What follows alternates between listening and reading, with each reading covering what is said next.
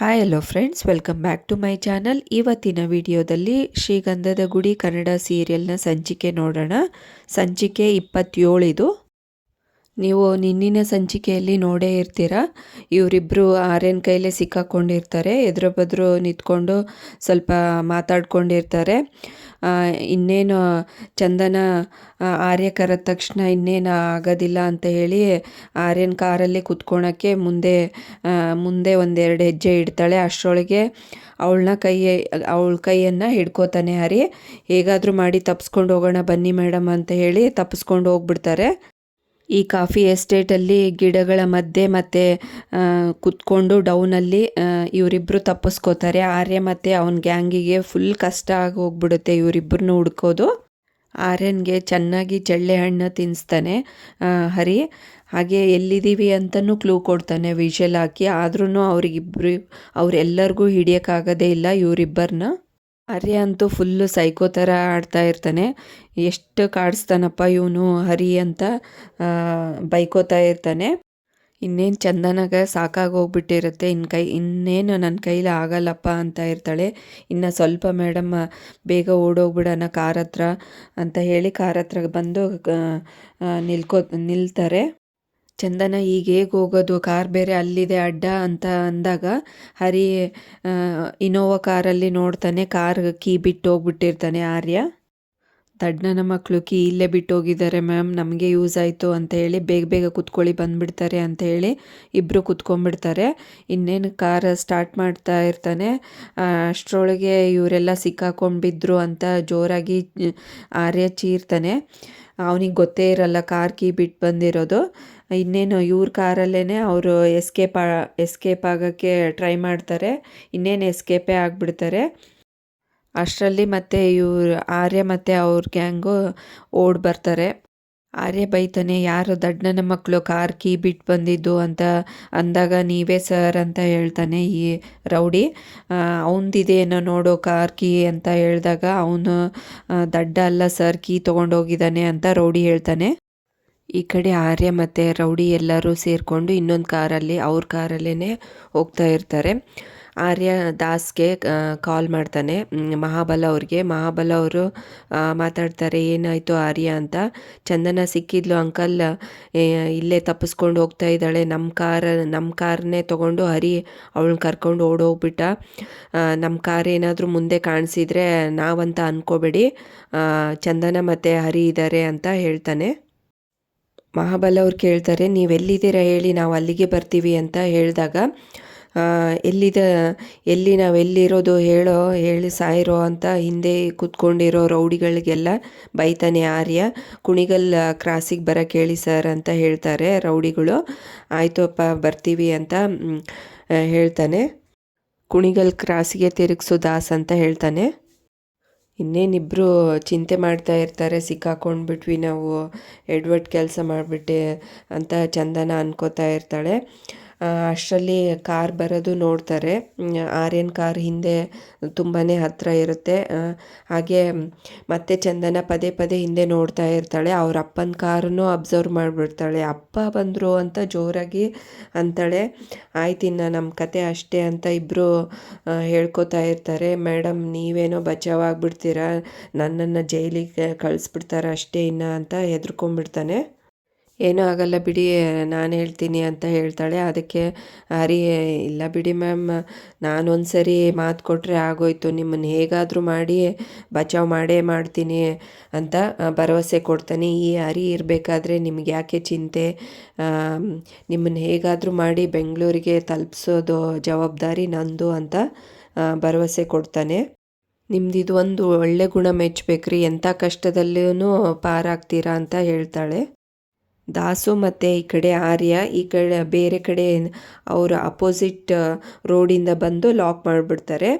ಇವಾಗ ನೋಡಿ ಕರೆಕ್ಟಾಗಿ ಟ್ರಯಾಂಗಲಲ್ಲಿ ಸಿಕ್ಕಾಕೊಂಡ್ರು. ಇವಾಗ ಎಲ್ಲರೂ ಕಾರಿಂದ ಇಳಿತಾ ಇದ್ದಾರೆ. ಚಂದನ ಮತ್ತು ಹರಿ ಇನ್ನೇನು ನಮ್ಮ ಕತೆ ಮುಗ್ದೇ ಹೋಯ್ತು ಅಂತ ಅಂದ್ಕೊಂಡು ಇನ್ನೇನು ಹತಾಶೆಯಿಂದ ಕೆಳಗಡೆ ಇಳಿತಾರೆ. ಎಲ್ಲರೂ ಕೆಳಗಡೆ ಇಳಿದು ಒಬ್ರಿಗೊಬ್ಬರು ಮಾತಾಡೋಕ್ಕೆ ಸ್ಟಾರ್ಟ್ ಮಾಡ್ತಾರೆ. ದಾಸ್ ಹೇಳ್ತಾರೆ, ಕೆಳಗೆ ಬಾರಮ್ಮ ಮನೆಗೆ ಹೋಗೋಣ, ಚಂದುಮ್ಮ ಬಾ ಹೋಗೋಣ, ಏನಿದ್ರು ಮನೆಯಲ್ಲಿ ಮಾತಾಡೋಣ ಅಂತ ಹೇಳ್ತಾನೆ. ಅದಕ್ಕೆ ಚಂದನ ಒಪ್ಕೊಳೋದಿಲ್ಲ. ಚಂದನ ಹರಿ ಕೈ ಹಿಡ್ಕೊಂಡಿರ್ತಾಳೆ. ಬಟ್ ಹರಿ ಏನೋ ಚಂದನಂದ ಕೈ ಬಿಡಿಸ್ಬಿಟ್ಟು ನಿಂತ್ಕೋತಾನೆ. ಹಾಗೆ ಮಾತುಕತೆ ಆಗುತ್ತೆ. ಆರ್ಯನ್ಗಂತೂ ಹೊಟ್ಟೆ ಉರಿತಾ ಇರುತ್ತೆ. ಮತ್ತೆ ನೋಡ್ತಾಳೆ ಚಂದನ ಹೇಗೆ ಏನು ಅಂತ. ಅಷ್ಟೊತ್ತಲೇ ಹರಿ ಮತ್ತೆ ಅವಳ ಕೈ ಹಿಡ್ಕೊಂಡು ದಾಸ್ ಕಡೆ ಬರ್ತಾನೆ. ಅವ್ರ ಮಗಳನ್ನ ಇವ್ರು ಒಪ್ಪಿಸ್ಬಿಡ್ಬೇಕು ಅಂತ ಅಂದ್ಕೊಂಡಿದ್ದಾನೆ ಹರಿ ಅಂತ ದಾಸ್ ತಿಳ್ಕೊತಾರೆ. ದಾಸು ಮತ್ತು ಅವರಪ್ಪ ಒಳ್ಳೆಯದೇ ಆಯ್ತಲ್ಲ, ನನ್ನ ಮಗಳನ್ನ ಒಪ್ಪಿಸಿ ಹೋಗ್ತಾನೆ ಇವನು ಅಂತ ಅನ್ಕೋತಾರೆ. ಆದರೆ ನಡೆದಿದ್ದೇ ಬೇರೆ ಆಗುತ್ತೆ. ಹತ್ತಿರ ಇನ್ನೇನು ಬರತ್ಲೇ ಓಡೋಗಿ ತಪ್ಪಿಸ್ಕೊಳಕ್ಕೆ ಹೋಗ್ಬಿಡ್ತಾರೆ. ಇನ್ನೇನು ಮಹಾಬಲ ಅವರು ಖುಷಿಯಾಗಿರ್ತಾರೆ, ಮಗಳು ಸಿಕ್ಲು ಇನ್ನು ಅಂತ. ಅಷ್ಟೊತ್ತಲೇ ತಪ್ಪಿಸ್ಕೊಳ್ಳಿ ಮೇಡಮ್ ಅಂತ ಜೋರಾಗಿ ಚೀರಿ ಇಬ್ಬರು ಓಡೋಗ್ಬಿಡ್ತಾರೆ. ಅವ್ರು ಎದುರುಗಡೆನೇ ಫಿಲ್ಮಿ ಸ್ಟೈಲಲ್ಲಿ ತಪ್ಪಿಸ್ಕೋತಾ ಇರ್ತಾರೆ. ಅದಕ್ಕೆ ಇವರಿಬ್ಬರು ಅನ್ಕೋತಾರೆ, ಏನು ಮೇಡಮ್ ನಮ್ಮ ಜೀವನ ಈ ಥರ ಫಿಲ್ಮಿ ಸ್ಟೈಲಲ್ಲಿ ಆಗೋಯ್ತು ಅಂತ ಇಬ್ಬರು ಮಾತಾಡ್ಕೋತಾರೆ. ಅಷ್ಟರಲ್ಲಿ ಮುಂದೆ ಇರೋ ಜಲ್ಲಿಕಲ್ದು ಸಿಮೆಂಟು ಅದೆಲ್ಲ ಇರುತ್ತೆ. ಇವ್ರಿಗೆಲ್ಲದೂ ಕಣ್ಣಿಗೆ ಎರಚ್ತಾರೆ. ಎರಚಿ ಹೇಗಾದರೂ ಮಾಡಿ ತಪ್ಪಿಸ್ಕೊಂಡೇ ಬಿಡ್ತಾರೆ. ಅಷ್ಟರೊಳಗೆ ಮಗಳು ಈ ಥರ ಅಲ್ಲ ಅಂತ ತುಂಬಾ ಬೇಜಾರಾಗುತ್ತೆ ಮಹಾಬಲ ಅವರಿಗೆ. ಆರ್ಯ ಅಂತೂ ಅಂತ ಚೀರ್ತಾನೆ ಇರ್ತಾನೆ, ಡ್ಯಾಮಿಟ್ ಅಂತ. ದಾಸು ಬೇಜಾರಾಗಿ ಅವರಪ್ಪನ ಕಡೆ ಬರ್ತಾನೆ. ಇಲ್ಲಿ ಇವರಪ್ಪ ನನಗಿನ ಆ ಹುಡುಗನೇ ನಿನ್ನೆ ಮೊನ್ನೆ ಪರಿಚಯ ಆದವನೇ ಹೆಚ್ಚಾದ್ನಲ್ಲ ನನ್ನ ಮಗಳಿಗೆ ಅಂತ ತುಂಬ ಬೇಜಾರಲ್ಲಿ ನೊಂದ್ಕೋತಾರೆ. ಅದಕ್ಕೆ ದಾಸ್ ಹೇಳ್ತಾನೆ, ಭರವಸೆ ಕೊಡ್ತಾನೆ, ಅಪ್ಪ ನೀವೇನು ವರಿ ಮಾಡ್ಕೋಬೇಡಿ, ಚಂದನನ ಹೇಗಾದರೂ ಮಾಡಿ ನಾವು ಕರ್ಕೊಂಬರ್ತೀವಿ, ನೀವೇ ಟೆನ್ಷನ್ ಮಾಡ್ಕೋಬೇಡಿ, BP ಜಾಸ್ತಿ ಆಗುತ್ತೆ, ಕೂಲಾಗಿರಿ ಅಂತ ಹೇಳಿ ಹೊರಟೋಗ್ತಾನೆ ಹಿಡ್ಕೊಂಬರೋಕ್ಕೆ. ಮಹಾಬಲ ಅವರು ಅನ್ಕೋತಾ ಇರ್ತಾರೆ, ನನ್ನ ಮಗಳು ಸಿಗ್ತಾಳಲ್ಲ, ಹೇಗಾದರೂ ಮಾಡಿ ಅವಳನ್ನ ಮನೆ ಕರ್ಕೊಂಡು ಹೋಗ್ಬೇಕು ಅನ್ಕೋತಾ ಇರ್ತಾರೆ. ಇವರಿಬ್ಬರು ಸಿಕ್ಕಲ್ಲಿ ಎಲ್ಲೆಲ್ಲಿ ಜಾಗ ಮತ್ತು ಅವಕಾಶ ಸಿಗ್ತಾ ಇರುತ್ತೋ ಅಲ್ಲೆಲ್ಲಿ ತಪ್ಪಿಸ್ಕೊಳಕ್ಕೆ ಟ್ರೈ ಮಾಡ್ತಾನೇ ಇರ್ತಾರೆ.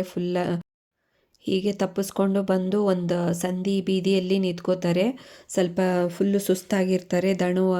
ದಣು ಆರಿಸ್ಕೋಬೇಕಲ್ಲ, ನಿಂತ್ಕೊತಾರೆ ಇಬ್ಬರು. ಆ ಕಡೆ ಈ ಕಡೆ ಚಂದನ ನೋಡ್ತಾಳೆ. ಅಲ್ಲಿನೂ ಒಂದು ಸ್ವಲ್ಪ ರೊಮ್ಯಾಂಟಿಕ್ ಸೀನ್ ಬರೋಂಗೆ ಡೈರೆಕ್ಟ್ ಮಾಡಿದ್ದಾರೆ. ಒಂದು ಡ್ಯುಯೆಟ್ ಸಾಂಗ್ ಬೇರೆ ಹಾಕ್ತಾರೆ. ಸ್ವಲ್ಪ ಹೊತ್ತು ಅಲ್ಲೇ ಸಂಧಿಯಲ್ಲಿ ಆರ್ಯ ನಿಂತ್ಕೊಂಡು ಫೋನ್ ಮಾಡ್ತಾ ಇರ್ತಾರೆ. ಎಲ್ಲಿದೆಯಾ ದಾಸ್, ಬೇಗ ಬಾ ಅಂಕಲ್ ಕರ್ಕೊಂಡು ಅಂತ ಕಾಲ್ ಮಾಡ್ತಾನೆ. ಅಷ್ಟರಲ್ಲಿ ಈ ಕಡೆ ಚಂದದ ಗುಡಿ ಮನೆಯಲ್ಲಿ ಒಂದು ಸೀನ್ ತೋರಿಸ್ತಾರೆ. ಒಂದು ಕಾರ್ ಬಂದು ನಿಲ್ಲುತ್ತೆ. ಮುತ್ತು ಅಂತ ಜೋರಾಗಿ ಕರೀತಾನೆ. ಇವನು ಕ್ಯಾಬ್ ಏಜೆನ್ಸಿ ಓನರ್ ಆಗಿರ್ತಾನೆ. ಹರಿಗೆ ಇವನೇ ಕಾರ್ ಕೊಟ್ಟು ಕಳಿಸಿರ್ತಾನೆ ಅವ್ರ ಮನೆಗೆ ಡ್ರೈವರ್ ಆಗಿ 4 ದಿನ ಹೋಗ್ಬಾ ಅಂತಂದು. ಅವನು ಬಂದು ಮುತ್ತು ಅಂತ ಕರೆದಾಗ ಹೊರಗಡೆ ಬರ್ತಾನೆ ಮುತ್ತುರಾಜು. ಎಲ್ಲಿದ್ದಾನೆ ಹೇಳು ನಿಮ್ಮ ತಮ್ಮ ಅಂತ ಹೇಳ್ತಾನೆ. ಅದಕ್ಕೆ ಗೊತ್ತಿಲ್ಲ, ನಮ್ಮ ಸ್ವಿಚ್ ಆಫ್ ಆಗಿಬಿಟ್ಟಿದೆ ಅಂತ ಮುತ್ತುರಾಜ್ ಹೇಳಿದಾಗ, ನಿಮಗೆ ಗೊತ್ತಿಲ್ವಾ ಏನು ಹಂಗೆ ಹಿಂಗೆ ಅಂತ ಜೋರು ಮಾಡ್ತಾನೆ. ಗೊತ್ತಿಲ್ಲದೇ ಈ ಥರ ಇರ್ತೀರ ನೀವೆಲ್ಲ ಅಂತಂದು. ಇಲ್ಲ ಸರ್, ನಮಗೆ ನಿಜವಾಗ್ಲೂ ಗೊತ್ತಿಲ್ಲ, ಅವನು ಸ್ವಿಚ್ ಆಫ್ ಮಾಡ್ಕೊಂಬಿಟ್ಟಿದ್ದಾನೆ ಅಂತ ಹೇಳ್ತಾನೆ. ಅದಕ್ಕೆ ಅವನು 4 ದಿನ ಡ್ರೈವರಾಗಿ ಹೋಗ್ಬಾ ಅಂದರೆ ಮದುಮಗ ಆಗಕ್ಕೆ ಹೋಗಿದ್ದಾನೆ, ಅವ್ರ ಮನೆ ಮಗಳನ್ನ ಕಿಡ್ನ್ಯಾಪ್ ಮಾಡಿದ್ದಾನೆ, ಇವಾಗ ನನ್ನ ಏಜೆನ್ಸಿನೇ ಎತ್ತಂಗಡಿ ಮಾಡ್ತೀನಿ ಅಂತ ಬೆದರಿಸ್ತಾ ಇದ್ದಾರೆ ಅಂತ ಹೇಳ್ತಾನೆ. ಈ ಕಡೆ ಆರ್ಯಂಗೆ ಅವ್ರ ಅಮ್ಮನ ಕಾಲ್ ಬಂದಿರುತ್ತೆ. ಏನಿಲ್ಲಮ್ಮ, ಇವಾಗ ಜಸ್ಟ್ ಬರ್ತೀವಿ, ಇನ್ನೇನು ಅಂತ ಹಾಗೆ ಹೀಗೆ ಹೇಳ್ತಾ ಇರ್ತಾನೆ. ಮತ್ತು ದಾಸ್ಗೂ ಕಾಲ್ ಮಾಡಿ ಎಷ್ಟೊತ್ತು ದಾಸ್ ಇನ್ನೂ ಬರಲೇ ಇಲ್ಲಲ್ಲ ಅಂತ ರೇಗ್ತಾ ಇರ್ತಾನೆ. ಅಷ್ಟರೊಳಗೆ ಇವರೆಲ್ಲರೂ ಆ ಕಡೆ ಈ ಕಡೆ ಅಂತ ಹೇಳಿ ಅಲ್ಲಿ ಇತ್ತಿಂದಿತ್ತ ಅಂತ ತಪ್ಪಿಸ್ಕೊಂಡು ಹೋಗ್ತಾ ಇರ್ತಾರೆ. ಇವ್ರೂ ಅವ್ರ ಹಿಂದೆ ಹೋಗ್ತಾ ಇರ್ತಾರೆ. ಇವರೆಲ್ಲ ರೌಡಿಗಳಿಗೆ ಆರ್ಯ ಬೈತಾ ಇರ್ತಾನೆ, ಒಂಚೂರು ಫುಟ್ ಮಾರ್ಕು ಮತ್ತು ಏನು ಬಿದ್ದೇ ಇಲ್ಲ, ಆ ಕಡೆ ಹೋಗಬೇಡಿ, ಅವನು ಅಲ್ಲಿ ಹೋಗಿಲ್ಲ ಈ ಕಡೆ ಹೋಗಿರೋದು, ಹಾಗೆ ಹೀಗೆ ಅಂತ ಇರ್ತಾನೆ. ಇವನ ಬುದ್ಧಿವಂತಿಕೆಗೆ ಅವರೆಲ್ಲರೂ ಬೆರಗಾಗ್ಬಿಡ್ತಾರೆ. ಏನಪ್ಪ ಇದು ಅಂತ ಹೊಗಳ್ತಾರೆ. ಹೌದು ಸರ್, ನಿಮ್ಮ ತುಂಬ ಬುದ್ಧಿವಂತಿಕೆ ಅಂತ. ಅದಕ್ಕೆ ನಾನು ಆಸ್ಟ್ರೇಲಿಯಾದಲ್ಲಿ ಇರೋದು ಅಂತ ತನ್ನನ್ನು ತಾನೇ ಕೊಚ್ಕೋತಾನೆ. ಇವರೆಲ್ಲ ಮನಸ್ಸೊಳಗಡೆನೆ ನಗಾಡ್ತಾ ಇರ್ತಾರೆ ದಡ್ಡ ಅಂತಂದು. ಅಷ್ಟರಲ್ಲಿ ಈ ಸಂಚಿಕೆಯನ್ನು ಮುಕ್ತಾಯಗೊಳಿಸ್ತಾರೆ. ನೆಕ್ಸ್ಟ್ ಸಂಚಿಕೆಯಲ್ಲಿ ಏನಾಗುತ್ತೆ ಅಂತ ಕಾದು ನೋಡೋಣ. ಅಲ್ಲಿವರೆಗೂ ಎಲ್ಲರಿಗೂ ಥ್ಯಾಂಕ್ಸ್. ಹಾಗೆ ಈ ವಿಡಿಯೋ ಇಷ್ಟ ಆದರೆ ಲೈಕ್ ಮಾಡಿ, ಶೇರ್ ಮಾಡಿ, ಕಮೆಂಟ್ ಮಾಡಿ, ಹಾಗೆ ಚಾನಲ್ನ ಸಬ್ಸ್ಕ್ರೈಬ್ ಮಾಡ್ಕೊಳ್ಳಿ.